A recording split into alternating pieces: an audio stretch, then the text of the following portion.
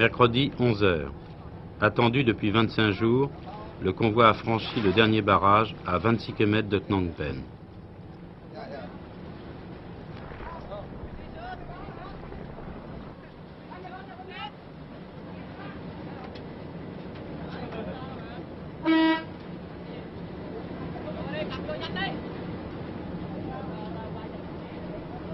Les grillages de protection ont arrêté le tir des roquettes et des mortiers.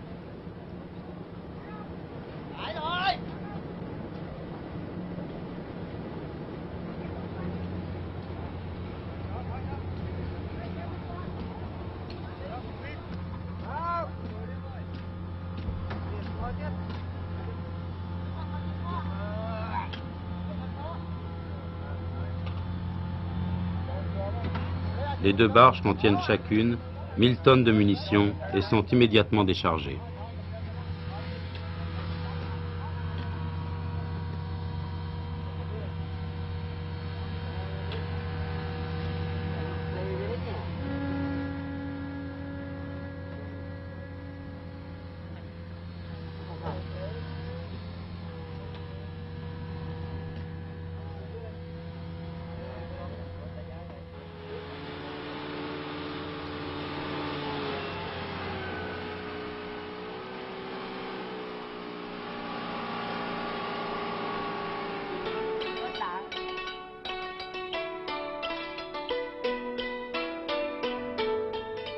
Jeudi 30, route numéro 7, à 10 km de Phnom Penh.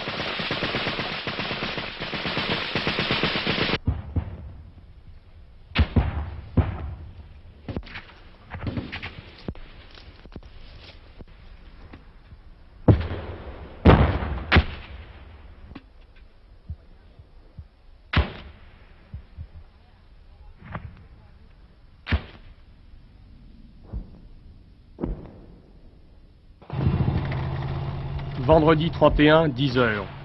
Route numéro 1, Phnom Penh-Saigon. L'armée républicaine avance de 100 mètres par jour.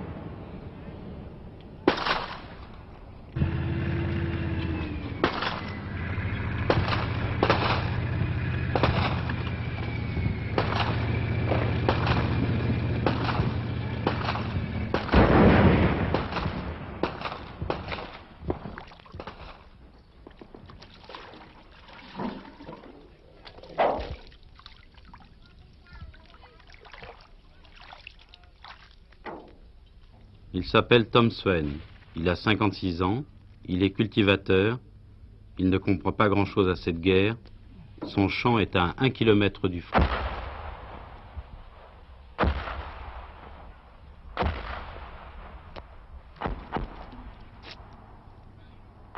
Samedi 1er février, les forces révolutionnaires ont demandé aux ressortissants étrangers de quitter Phnom Penh. Dans le même temps, l'aviation républicaine utilisait la nouvelle bombe américaine CBU-55 qui absorbe l'oxygène sur un rayon de 32 mètres, supprimant instantanément toute vie humaine.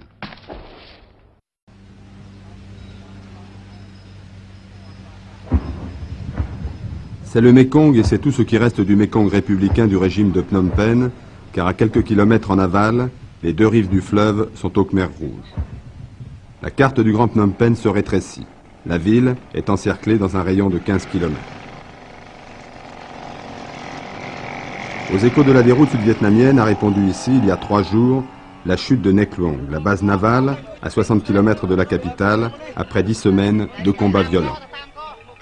Et jour après jour, l'hôpital 400 de Phnom Penh, 400 car il n'y a que 400 lits, a vu arriver des blessés aux membres inférieurs sectionnés par l'éclatement, notamment des mines chinoises en plastique, et qu'il est pratiquement impossible de détecter. Pour le 5e anniversaire de la République khmer, 300 invalides ont reçu un sac de riz américain, quelques sarongs, du sel et des bouteilles de jus de fruits. Sous l'œil d'une population tenue à l'écart qui se gardait bien de donner son sentiment devant pareil spectacle.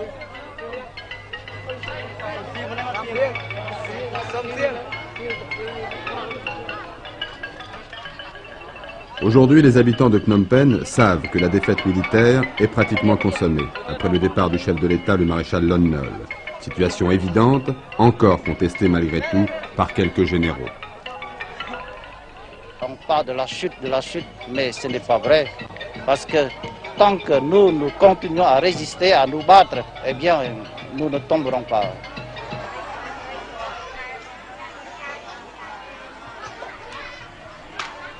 Faire et dire comme si la situation était presque normale, comme s'il fallait ignorer que d'autres citadelles, Kampong Speu, Takeo, Battambang, les villes de province, n'étaient pas assiégées, alors qu'on parle de les abandonner purement et simplement aux révolutionnaires. Faire et dire comme s'il fallait ignorer le nombre des réfugiés, comme celle en particulier du stade olympique, là où le 1er septembre 1966, le général de Gaulle avait incité le Cambodge à préserver sa neutralité sous peine de tomber dans le drame et la misère. Dans Phnom Penh, l'armée, celle des états-majors, agit comme si les stocks de riz étaient suffisants, comme si elle possédait les moyens de surmonter la défaite.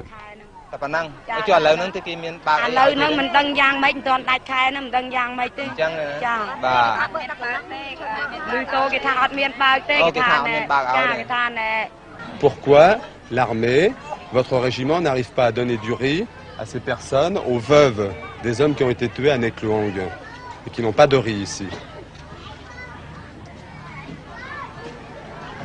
Je vous ai déjà dit que les disparus sont nourris par l'autorité militaire. Mais elles disent qu'elles n'ont pas de nourriture. Non, tous sont nourris. Tous sont nourris. Le nouveau chef de l'armée, successeur depuis un mois du général Sosten Fernandez exilé à Paris, a lancé ce matin même un appel à ses soldats pour qu'ils coopèrent étroitement avec la population civile pour la défense de l'idéal républicain. Mais le général Soutsakan, ancien collaborateur du prince Sihanouk, ne peut ignorer la valeur des mots.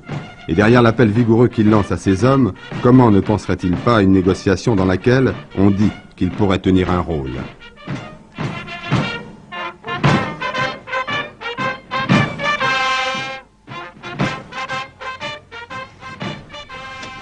Car sur le terrain, que voit-on? Des soldats hésitants, qui gagnent bien souvent une position dans la journée et en perdent 6 dans la nuit. Cela s'est produit à plusieurs reprises autour de Tuol-Lep, d'où partent les roquettes les plus meurtrières contre l'aéroport de Ponchinton, où le pont aérien américain, en vivres et en munitions, s'est considérablement ralenti. À Tuol-Lep sont engagés les hommes de la 7e division du général Chatarangse, cousin de Sihanouk, et qui jusqu'à ces dernières semaines était parvenu à préserver sa réputation de seigneur de la guerre. Mais les hommes de Chatarangse, eux aussi, sont fatigués. Il ne manque ni d'armes, ni de munitions, mais ces jeunes soldats ne croient plus à la guerre. 700 000 Khmers sont morts dans le conflit, et les garçons de 14 ans, qui en avouent 18 quand ils sont au combat, sont là d'évoquer les noms des villes perdues, reprises et encore perdues. Dans Phnom Penh, les jeunes étudiants qui échappent à l'uniforme ne parlent que de la paix